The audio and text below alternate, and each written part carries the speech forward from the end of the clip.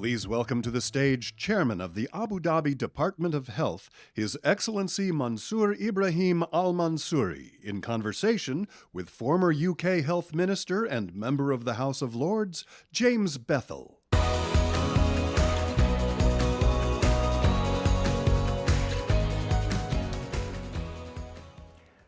Your Excellency, it's a real privilege to welcome you back to the stage at Milken. Thank you very much indeed for joining us.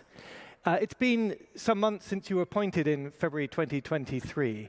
Can you give us a little bit of an idea of the challenges that you've seen and faced in your new position? And in particular, how you're trying to communicate to government about the value of health in the Emirates and how you're justifying expenditure in this important area? First of all, thank you, Lord James, and thank you for Milken for inviting me to this great summit and to be among great minds to share my thoughts and learn from them. In Abu Dhabi, we believe population health is our wealth, and that's a core belief. When you look at healthier populations, always it contributes to your economy, it paves its way to your prosperities, and as well glorifying nations. When we look at health in general, the majority of the health determinants comes from outside the healthcare sector, outside of healthcare. Healthcare only manages 20% of it. So when you think about it, healthcare only manages the 20% who are the sick. Then I call it a sick care system. 80% of the health determinants coming from the air you breathe, yes, the food that you eat, your mental health, your friends, your surroundings, your families, your sleeps, your exercise, and your lifestyle. So when you think about it then, healthcare, only 20%, but the majority that impact your life is 80% outside of their control. Then if we design a policies that doesn't address that holistic from healthcare to health, we are doomed to fail. And that's one of the challenges that many nations are struggling today. We looked at when you think about the challenges of healthcare system globally, we looked at shortage of workforce. Second, slow adoption of technologies. Third, growing lifestyle diseases, NCDs, going out of the roof. Yeah. Then we need to design a different way and a different perspective to health in order to achieve our ultimate goal. In Abu Dhabi, we designed a very clear and ambitious vision to build the most intelligent, efficient health, and I didn't say healthcare, health system that prevent and personalize care in order to extend the lifespan, healthy lifespan of our society. That is our vision that we put forward. And with that vision, we broke it into three main fundamentals. And it's very simple. Focus on the individual. So healthy population that is health conscious, powered by technology, AI, and your own data to help them choose the right action for their own health. Provide them with advanced screening capabilities that they have screening part of their routine. Second, best-in-class service. Focus on your service, that a service that provides the best style of care, primary care and tertiary and center of excellence. Third is resilience and innovation. When I say resilience and innovation, and this is the challenge on funding in multiple industries, is how do we use technologies, AI, to increase our productivity, decrease our expenses, and revolutionizing our experience. How can we use innovations in our treatments? How can we build a resilience system that can stand in pandemics and build capabilities way forward? With this vision and these three pillars, this is what Abu Dhabi is moving forward to build a system that can predict based on the information that we have and the data we has access to, prevent, and act, rather than having a system that only reacts. And you cannot build a new house when your house is on fire, right? You will always keep reacting. And that's basically the vision that we set here in Abu Dhabi, and we moved the way forward with determinations, ambitions, and focus. Healthcare is only covering 20%. Health covers everything. So you need to look at it holistically. And that's the name of the game that I believe we should address. Your Excellency, you put that incredibly well. That is the kind of enlightened vision that I think a lot of systems, a lot of governments would like to implement, but they are really struggling. They have legacy systems, they have vested interests, they have silos, they have patchy data. Can you give us a little bit of an update on how that vision is being taken on by the key groups? How are the people of Abu Dhabi feeling about it? How are the doctors embracing it? How are your fellow ministers supporting you? Yeah. There's no change in the world that comes without struggle or pain, right? Yes. Even if you want to go to the gym to build a small muscle, you pain. Yeah. So pain is part of progress. And that's how we should look at it. It's basically part of evolving and getting to the better.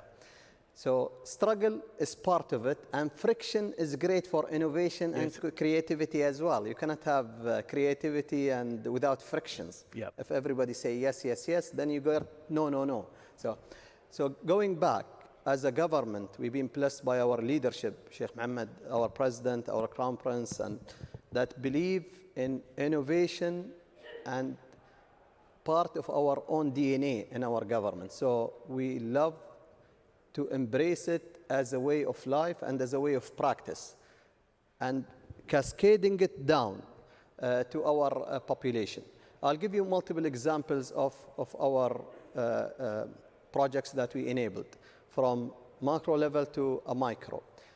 We built what we call Malafi, which is the most intelligent healthcare record. It's a medical system, medical information system connected to all of our clinics, hospitals, and pharmacies, connecting all of them 100% in a one data lake that provided for us today what I call the first ever population health intelligence. Within that population health intelligence, you have all the phenotype data, and then you lay it with the municipalities' information and all of that. Then you have a holistic, what I call a digital twin of your population, where you start to identify a population at risk in here of obesity. And then you say, why they are obese? Is it genetic? Is it where do they live? They don't have access to facility. There's no walk in their districts, or there is not food, healthy food available. So you start really targeting specific risk factor. Then you go to cardiovascular, and then you go to genetic disease and genetic disorder. So you have a whole population health intelligence. But we didn't stop in here. We didn't stop into individual level. We went deep down to the cell level of the human. We launched in 2019 our ambitious Emirati genome program. I'm aware of the UK as well, UK Biobank and their genomic program, which started years before as well. With an ambition to sequence 1 million of our population, sequencing them with long read and short read. Oxford Nanopore from the UK, which you are very familiar, and Illumina from the US that provide long read and short read, that gives you 30x intelligence on the genomics. And that by itself gave us tremendous opportunity to identify people with breast cancer, BRCA gene, BRCA1 and BRCA2, predict they will have it, then put them into a lifestyle intervention, keep monitoring them. 1,500 gene of cardiovascular genes that can impact your health, monitor them and really prevent it. So you use innovation to really improve the way you address care in different ways. How did we address doctors' belief on the use of these technologies as well? We launched a year ago in Abu Dhabi Global Health Week our flagship initiative to train all of our medicals with AI, with Mohammed bin Zayed University of AI. And we train every week around 300 to 350 doctors, nurses on the use cases of AI, because you need to elevate their learning. AI will come to help them in the way they conduct their businesses, the way they treat, and how do they basically get the most out of it. Looking to the future, where do you think that this vision is going? And one of the things that I'm very conscious of is we haven't seen innovation necessarily deliver impact on outcomes yet. A lot of this is based on aspiration and on hope. Are you seeing evidence of where innovation is making a difference? And where do you think your strategy will be changed or tweaked for the future? Yes. We've been blessed, as I said, with using technology and AI in our health practices. So that's what you measure, you can manage. What you cannot measure, you cannot manage. So if you take only sample size, you will only have sample results. Therefore, in our system, we implemented what I call real-world evidence in many of our interventions, where we intervene with a medicine, with a treatment, with a lifestyle, and we measure the progress and the impact. And sometimes we need to tweak it, tweak certain policies on the way forward. So within Abu Dhabi, I believe healthcare should go focus on health and healthy living. We established a unit under the chairman of DOH to look at healthy living of the whole population that go cross governments and embed multiple initiatives to be the most active populations. Physical activity, diets, how do we educate and use our medical practices to educate as well our societies. Longevity, we launched for the first ever licensed longevity clinic worldwide. I believe that prevention is the name of the game. We started to license health coaches, life science medicine, exercise coaches. Why? We need the population to come not when they are sick and broke, but at their optimum, so they get guided and stay healthier for a longer time. When you think about functional medicines, right, and lifestyle medicine, it's more personalized. It's more about your own biology and how you respond to it, and it's more tailored.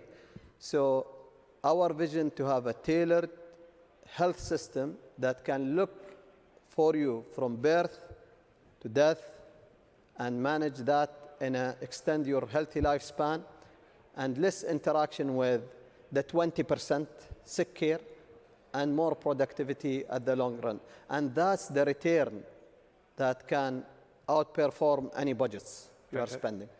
Final question, and a personal question, if I may. Since taking this role in the health department, how have you changed your own personal approach to health? You spoke about going to the gym. Is there anything that you've learned that's and therefore changed the way you go about your life? That's a good question. I learned a lot of medical terms because I'm an engineer by profession. That's one. Second, I started to appreciate as well the importance of not looking at only one element, look at it holistically. And as an individual, I believe every person, he needs to address his health holistically. It is, as you say, me time, sleep time, food time, joy time. Yeah. Spiritual time. Which is me time. Me time, there we go. Your Excellency, thank you very much indeed. That was incredibly helpful to, I must say, looking at it from the outside, people like me who have been ministers in legacy systems look with some envy at the ambition, the resources and the political heft that is going into this public health approach, and it's really impressive to see it in action. Thank you very much indeed. Thank you. Thank you. Thank you for joining our morning sessions. Please join us for a networking break happening right outside the ballroom. We look forward to seeing you back for the lunch plenary happening at 1:30 p.m.